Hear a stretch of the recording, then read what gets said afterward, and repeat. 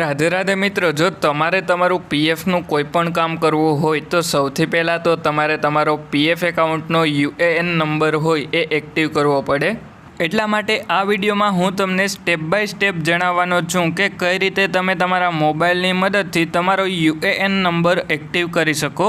એટલે જો તમે આ વિડીયો છેલ્લે સુધી જોઈ લેશો તો તમને સમજાઈ જશે કે કઈ રીતે તમે તમારા મોબાઈલની મદદથી તમારા પીએફનો યુએએન નંબર એક્ટિવ કરી શકો। તો એના માટે સૌથી પહેલાં તો તમારે તમારા મોબાઈલમાં ઈપીએફઓની ઓરિજિનલ વેબસાઇટ ઓપન કરી લેવાની। આ વેબસાઇટની લિંક તમને વિડીયોના ડિસ્ક્રિપ્શનમાં જોવા મળી જશે, તો તમે વિડીયોના ડિસ્ક્રિપ્શનમાંથી એ લિંક ઉપર ક્લિક કરશો એટલે આ વેબસાઇટ તમારા મોબાઈલમાં ઓપન થઈ જશે। એટલે પછી તમારે online claims member account transfer ઉપર એક વખત ક્લિક કરી લેવાનું છે। એટલે હવે હું online claims member account transfer ઉપર એક વખત ક્લિક કરી લઉં। જેવા આપણે ક્લિક કરીએ એના પછી આપણે મોબાઈલમાં અલર્ટ જોવા મળી જશે, તો આપણે સિમ્પલી અલર્ટ જે પણ આવે એ બેક કરી લેવાનું। બેક કરવા માટે આપણે ક્રોસનો સિમ્બોલ જોવા મળી જશે, એની ઉપર ક્લિક કરી લેવાનું અને પછી આ વેબસાઇટમાં નીચેની તરફમાં આવી જવાનું। એટલે જેવા તમે આ વેબસાઇટમાં નીચેની તરફમાં આવો તો તમને એક્ટિવેટ યુએએન કરીને ઓપ્શન જોવા મળી જશે, એની ઉપર એક વખત ક્લિક કરી લેવાનું। જેવા તમે ક્લિક કરો એના પછી કંઈક આ રીતેની સ્ક્રીન તમારા મોબાઈલમાં તમને જોવા મળી જશે।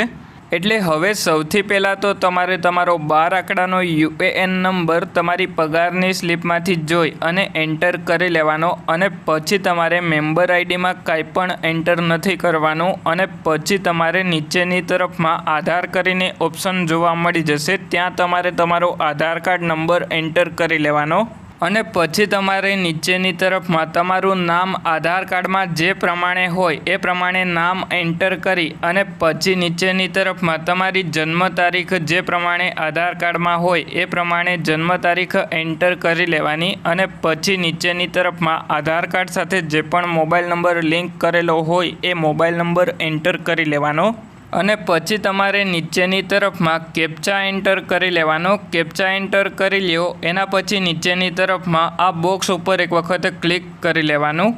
એટલે જેવા તમે એ બોક્સ ઉપર ક્લિક કરો એના પછી એમાં તમને રાઇટનો સિમ્બોલ જોવા મળી જશે અને પછી તમારે નીચેની તરફમાં ગેટ ઓથોરાઇઝેશન પિન ઉપર એક વખત ક્લિક કરી લેવાનું। એટલે જેવા તમે ગેટ ઓથોરાઇઝેશન પિન ઉપર ક્લિક કરો એના પછી તમારા મોબાઈલ નંબર ઉપર ઓટીપી આવી જશે। એટલા માટે હવે મેં બધી જ ડિટેલ એન્ટર કરી લીધી અને પછી નીચેની તરફમાં ગેટ ઓથોરાઇઝેશન પિન ઉપર ક્લિક કરી લીધું। એના પછી આપણા મોબાઈલ નંબર ઉપર ઓટીપી આવી ગયો, એ ઓટીપી આપણે એન્ટર કરી લઈએ। એટલે જેવા આપણે ઓટીપી એન્ટર કરી લઈએ એના પછી નીચેની તરફમાં validate OTP and activate UAN ઉપર ક્લિક કરી લેવાનું। એટલે આપણો યુએએન નંબર એક્ટિવ થઈ જશે અને જે પણ પાસવર્ડ હોય એ મેસેજમાં તમને આવી જશે અને પછી તમે પહેલી વખત લોગિન કરો ત્યારે તમારા મેસેજમાં જે પણ પાસવર્ડ આવ્યો હોય એ પાસવર્ડ એન્ટર કરી લેવાનો। એટલે તમને પાસવર્ડ ચેન્જ કરવા માટેનો ઓપ્શન જોવા મળી જશે, એટલે પછી તમારે તમારો જે પાસવર્ડ હોય એ ચેન્જ કરી લેવાનો।